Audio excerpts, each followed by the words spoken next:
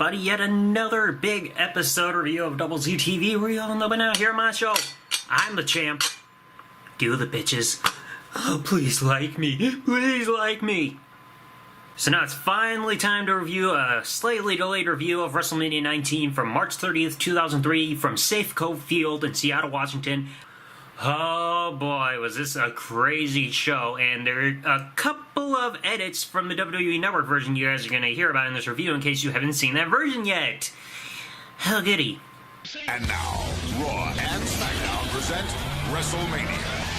So the opening contest is Rey Mysterio taking on Matt Hardy version 1 for the Cruiserweight Championship. Matt Hardy version 1 coming to ringside with Shannon Moore, and the couple facts during his entrance bringing up that this is his 4th WrestleMania appearance, and he doesn't know how WrestleMania was done without him. Gee, I don't know either. So right off the start, you already have Matt Hardy and Shannon Moore trying to get an early attack on Rey Mysterio, but he dodges them and gets a corkscrew planche right outside. Good way to take them both down. Rey tries to go for a 619, gets tripped up by Shannon Moore, and then eats a twist of fate, but Matt Hardy still could not put him down. Right at the end, after Shannon Moore's taken off the apron, Rey hits a 619 to Matt, misses a follow-up, gets bounced off the middle rope to try to go for a victory roll, stopped in mid-move by Matt Hardy, who grabs the bottom rope, and Matt Hardy officially retains the Cruiserweight Championship. Now, this match was good, fast-paced, and they got as much action as they could, but there was one problem. Time constraints. Because that lasted probably no more than around 5.5 minutes at the most. But it was still a good match. I'd say out of 5 stars, give it no more than a 3. It's a good start, but way too friggin' short, but it was a good way to start the show. And let's not forget this line, Poon! Now came something that just went a little played on a little too long during the show. The Miller Lite Catfight girls come to the arena in a limo, and they start arguing what the better match will be, Vince McMahon and Hulk Hogan, or Stone Cold and The Rock. I have a feeling Stone Cold and The Rock was probably more easy to remember because, hey, rocks and stones are kind of like pebbles. Pebbles are something we can remember. Now, next up, you had the handicap match, Undertaker versus A-Train and the Big Show, and before the match, they showed the whole little replay saying that Nathan Jones got taken out backstage during Sunday Night Heat, so instead of a tag team match, it was a handicap match with The Undertaker. Limp Bizkit does a live performance of Roll In, and eventually Undertaker comes down on his motorcycle with the American flag on the back. Yeah, America! So right off the start, you saw almost like what we saw with the opening match, where you saw the heels trying to get an advantage over the face by attacking him early match, but the face got out of the way, so Undertaker avoided an early attack by A-Train and the Big Show. You saw choke slams thrown there, you saw Undertaker. It still felt just slow and sluggish. Just, the match just really did not really deliver. Towards the end, Big Show gets a choke slam onto the Undertaker and rolls outside, because you realize, hey, somebody's in the aisleway. Out comes Nathan Jones with a spinning back kick to take down Big Show. Up into the ring, gets a big boot on A-Train, which helps the Undertaker then land a Tombstone Piledriver to get the win.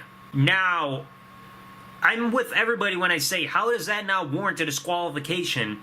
Because Nathan Jones was taken out of the match, which means he's no longer a legal competitor, yet he interfered in front of the referee, and Undertaker was still allowed to continue and finish the match, and have his streak go to 11-0. Just confusing, and this match just had a handful of sloppy moments that brought it down, but it was just whatever. Right away, the worst match on the card, 1.5 stars, one of the most forgettable matches you can see of the streak. Now this showed a lot of bad acting, because backstage you saw Tori Wilson and Stacy Keibler meet the Miller Lite girls. Boring! Now next up you have the Triple Threat Women's Championship match, Champion Victoria accompanied with Steven Richards going up against Trish Stratus and Jazz. I'm going to say this right off the bat, a lot better than what we saw for the Triple Threat the previous year, where it was Lita in Victoria's place for the same championship. Early on, you saw Jazz go for like a last chancery type of Moodalock submission, which was a nice little move there. But Trish eventually comes around with her own Luthez press, and after Jazz kicks Victoria off the apron, Trish is rolled back into the ring, and Victoria gets a very nice somersault springboard leg drop right onto Trish, so that was a nice little addition there. I don't think... Has Victoria ever done that move before? I don't know. Remember. Still goes on between Trish and Jazz. You saw the victory roll and chick kick hits onto Jazz, both for near falls. And Trish does the whole stratosphere to Victoria, which was the whole thing where she does the whole handspring Frankensteiner / Hurricane Rana to somebody when they're on the middle or top rope. And you also see in the sign a blurred WWF sign. Yeah, you had a reason to blur that out. Jazz starts eventually getting more offense on a Trish, gets into a Boston Crab, and then in a sloppy way transitions into STF. People criticize John Cena's STF, and yet This one doesn't look as locked in as what it could be with the way Jazz had her body positioned on Trish. How is this a good STF? Now, right at the end of the match, Trish avoids a chair shot by Steven Richards, gets a satisfaction on him. Trish avoids the Widow's Peak, gets a big shit kick onto Victoria, and gets the win to win the Women's Championship for the record-tying 4th time. Awesome moment to see Trish get there. I believe this was her first WrestleMania victory. Good overall triple threat match, only a couple of iffy moments along the way. Richards didn't make too much of an impact, so he wasn't really a big factor in all this, only had a couple of moments in there. And like I said, better than the one from the previous year, so 3 out of 5 stars. Good move there.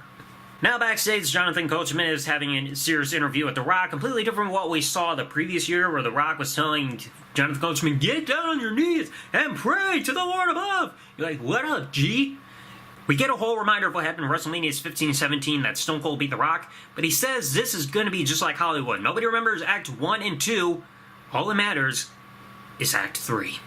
Next up, you have a triple threat tag team match for the tag team championships. Los Guerreros, Chavo and Eddie versus Chris Benoit and Rhino versus Team Angle, aka the world's greatest tag team and tag team champions at the time, Charlie Haas and Shelton Benjamin.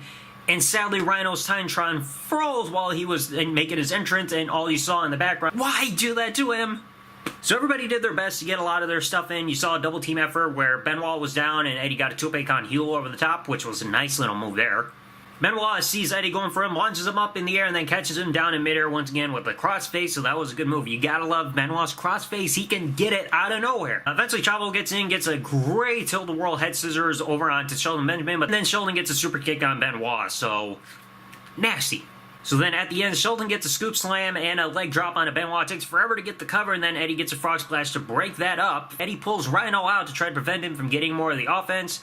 But Shelton and Chavo are still legal ones, and Shelton takes that moment to cover Chavo to retain the tag team championships. So Team Angle once again retains. Overall, this was so far the best match on the card. Out of 5 stars, I'd probably give it about a 3 like I said. Everyone did well in this match. Good all-around moments, and a surprising finish with Team Angle winning. It's like they weren't even on the main roster for that long, so right, they got their WrestleMania moment there. Damn it.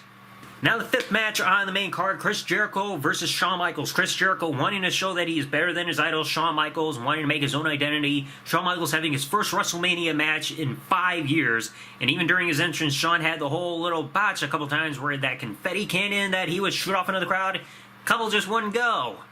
You dicks.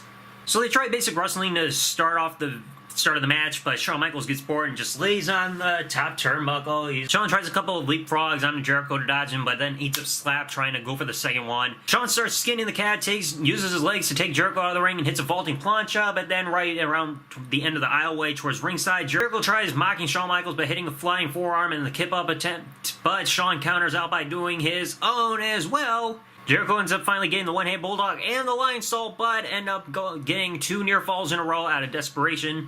Shawn tries to go for Hurricane Rana, but Jericho stops mid-move. And then just like he did with the flying forearm and kip-up to try to piss off Shawn Michaels, he ends up stealing Sweet Chin Music.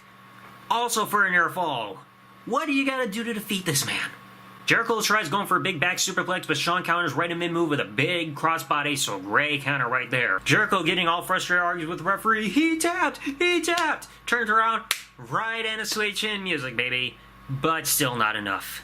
At the end, Shawn Michaels gets his infamous corner flop over the top, down back into the ring, gets the 3 to defeat Chris Jericho. Now, a lot of people are going to argue who should have won the match. A lot of people saying Jericho. I'm going to take the side of Shawn Michaels for a couple reasons. This is Shawn Michaels' first WrestleMania in 5 years and his first overall WrestleMania victory since WrestleMania 12. He was proving that he's Mr. WrestleMania. That post-match was a nice extra addition. Like I said, you can't pull that off if Jericho had won, so I'm fine with that. Out of 5 stars, give it a 5. Great storytelling, amazing action. Bravo to both of them. I think I might still prefer their ladder match about 5.5 years later over this, but I think that's up for debate. Alright, now it comes for one of those special WWE Network edits on the live airing of the show and also on the DVD version. Right after this, you get the whole Goldberg promo and talk about Backlash and everything, saying Goldberg's coming, but the WWE Network completely edits it out.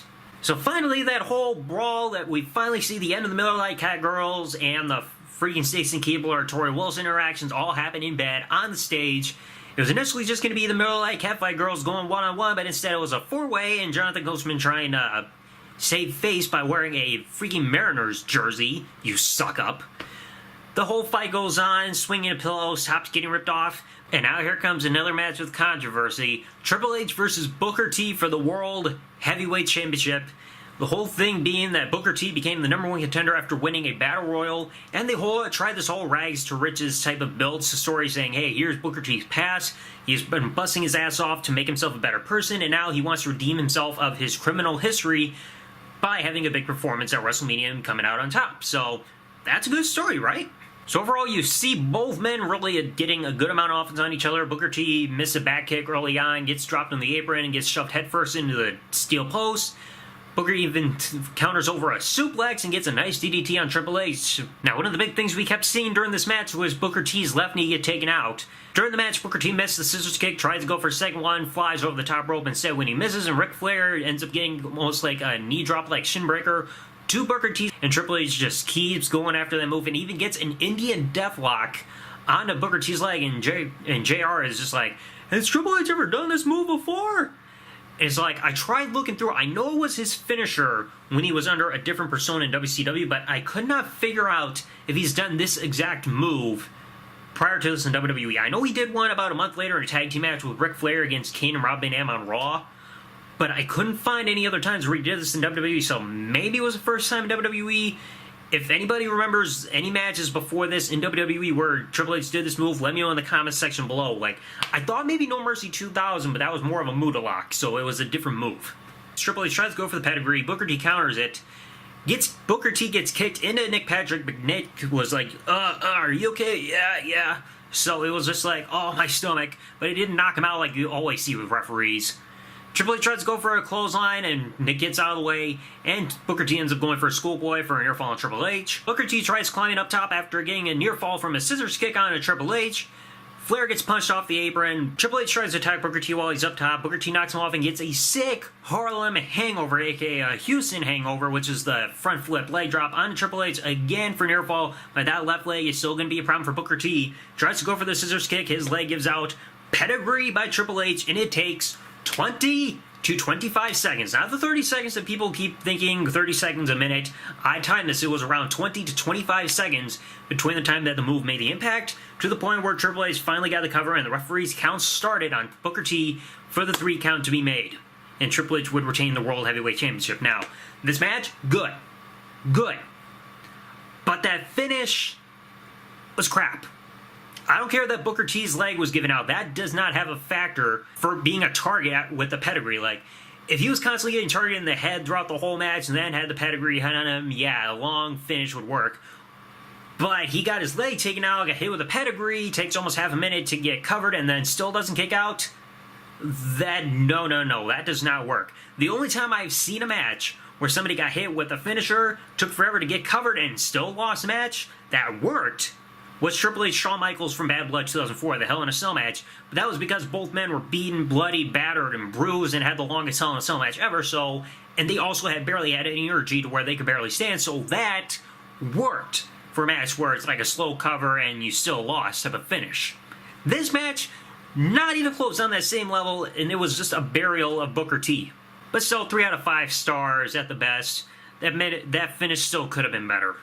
So, you remember when I mentioned another WWE Network edit? Well, this played after that World Heavyweight Championship match. Tell me what exactly is wrong with this. Log on to WWEshop.com today to find the latest official WWE merch. Yeah, on the WWE Network version, they ended up playing a promo for WWE Shop, and you can see the WrestleMania 21 logo around. Why? So the next big match, Hulk Hogan versus Vince McMahon in a street fight. If Hulk Hogan loses, his career is over. And also, Vince McMahon, look at this sign right here. You are butt. So after a little bit of pointless brawling right in the ring, both men go out to ringside, clobber each other with steel chairs until both men are bleeding, which also includes Hugo Savinovich eating the chair. Poor Hugo. Vince also sets up the ladder, gets a leg drop to Hulk Hogan through the Spanish announce table. Nasty. Now we can't forget this look from Vince. And with a steel pipe, and look at the look in the eyes. Are you looking in the eyes of Satan himself? I still see that face in my nightmares. So after both men are down, in comes a man with a trench coat and hat. It is Roddy Piper, his first appearance in WWE in about 7 years. Grabs the pipe and nails Hulk Hogan, turning heel. Vince tries going after Hogan once again, hits him with the steel pipe, and you see Sylvain Grenier wearing the SmackDown referee shirt, trying to make the count, but Hulk Hogan just kicks out after that shot, and then just starts Hogan up, takes down Vince McMahon, and gets 3 leg drops to finish off the owner of the company. Overall, better match than expected. I know people are probably going to look down because both men are in older age and everything, but they actually made this match work. I mean, bloody match. The storytelling was great, especially by the way Vince was freaking selling his body language and his facial expressions. It felt like Vince had legit hatred for freaking Hulk Hogan, seeing how pissed off he was. And of course, he probably had to be pissed off Brian Hebner because of this. I think Brian Hebner was showing some compassion. He had one job, Brian. Get out of the ring! But still, this was a freaking really crazy match. 3.5 stars. After the match, Shane McMahon makes one of his rare appearances between the night after Survivor Series 2001 and the summer 2003 when he turned face to go against Eric Bischoff. He comes down to check on his father, so a surprising appearance there. Alright, the semi-main event, Stone Cold Steve Austin versus The Rock, WrestleMania match number 3. Stone Cold coming down in the ring with his vest saying, OMR, one more round. The whole story building of this was The Rock saying he had done it all in the business. The one thing he had not done is whoop that ball candy ass at WrestleMania. So that's all The Rock cared about, because it was the last thing for him to do. Now we also have to remember this in mind. The previous night, Stone Cold spent the night in the hospital because either a panic attack or an anxiety attack. And still to come in the next day and having this match with the level that he performed on is very impressive. So, crazy way for Stone Cold to have his last match. And yes, 15 years since Stone Cold's last match. Mind-blowing thing to realize how fast time is flying when you look back at this WrestleMania. So early on, both men are trying to trade hands. Stone Cold tries to go for a stunner, The Rock blocks and tries getting out of the ring, but then he's a clothesline as he tries to go around into the aisleway. Have fun for trying to put your head back on your body, Rock. Now, one of the things that The Rock did that was smart, just like we saw Bret Hart do at WrestleMania 13, that is target Stone Cold's left leg, the very same first knee injury that Stone Cold suffered around, I believe it was In Your House Final 4. The Rock tries to get arrogant, puts Stone Cold's vest-like jacket on, tries to drink some water, throws a lot of water right into the fan, just like, here, pff, get some water, you freaking candy asses. Stone Cold gets a Luthez press, every right hand, you just hear the crowd going, what? Boom, boom, elbow. Then The Rock tries getting all arrogant, gets that big leaping clothesline, focuses on the crowd, turns around, and Stone Cold hits the Rock bottom for a near fall on The Rock. Around and hits him with his own Stone Cold stunner, but also for a near fall. Rock just starts getting arrogant, constant right hand, Stone Cold, fuck you. Tries to go for another Stone Cold, ducks the right hand, bam, big friggin' stunner. The Rock flopping around like a fish, like he always does to sell it, but also another near fall. So then right behind the referee, Earl Hebner is back. You see a low blow get hit on Stone Cold. The Rock misses the People's Elbow, capitalizes afterwards with a spine buster, throws that jacket off, People's Elbow, but then another near fall. And then comes the big finish where people may say it was a bit overkill, but it worked perfectly for the story. Rock bottom, near fall. Second rock bottom, near fall. After those first 2 near falls, The Rock was just backed up. He's like, what in the hell? Freaking out, wondering what it's going to take to put down the Texas Rattlesnake. Finally, Stone Cold is back onto his feet. The Rock holding him for a delayed rock bottom. Nailed a nasty one. And that was all. The Rock finally defeats Stone Cold Steve Austin. And I believe this may have been the first time The Rock ever defeated Stone Cold in an actual match. Because, like, I remember WrestleMania 15, Backlash 99, Rebellion 2001, WrestleMania 17... those 4 one-on-one matches and D-Generation X In Your House from 97, those 5 single matches, Stone Cold defeated The Rock. I know they had a lumberjack match. I think that was no contest. And I'm not going to count Survivor Series 2001 because that was a tag team match, not just a regular one-on-one match. So this may have been the one time The Rock gets a one-on-one victory over Stone Cold. And this match, I'm going to say right off the bat, 4 out of 5. Almost as great action around the same level-ish of WrestleMania 15, and not quite as crazy as WrestleMania 17, but the story was a lot better and more properly told. Like I said, you look at that finish, it worked properly where it was just finisher after finisher after finisher, by The Rock. It's like, hit your finisher. Stone Cold's still not down. Hit it again. Stone Cold's still fighting, and The Rock wondering what it's going to take to finally get this one last thing done in his career, to finally get this freaking monkey off his back. Alright, your big main event time. Kurt freaking Angle, the WWE Champion, defending the WWE Championship against Brock Lesnar. If Kurt Angle has anybody interfere on his behalf, gets disqualified or counted out, the championship automatically goes to Brock Lesnar.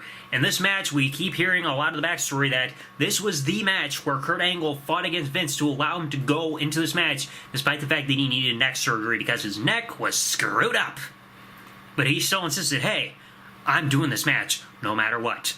He won a gold medal with a broken freaking neck. He's going to have the main event of WrestleMania with a screwed up neck too. It's crazy. You look at this match and you forget how Brock Lesnar's in-ring style was when he first started. He actually had his amateur and chain grappling type of wrestling background working in that match. But then you look and now it's just German suplex, German suplex, German suplex, F5, oh, big Brock wins. Eventually, after the chain grappling stuff finishes up, Kurt starts clubbing away at Brock Lesnar, the back of Brock Lesnar's injured ribcage. Lesnar tries to capitalize, gets a military press slam on Kurt Angle, but then Angle soon gets a sick German suplex to Lesnar, who bounces off the top turnbuckle. Ooh, awesome.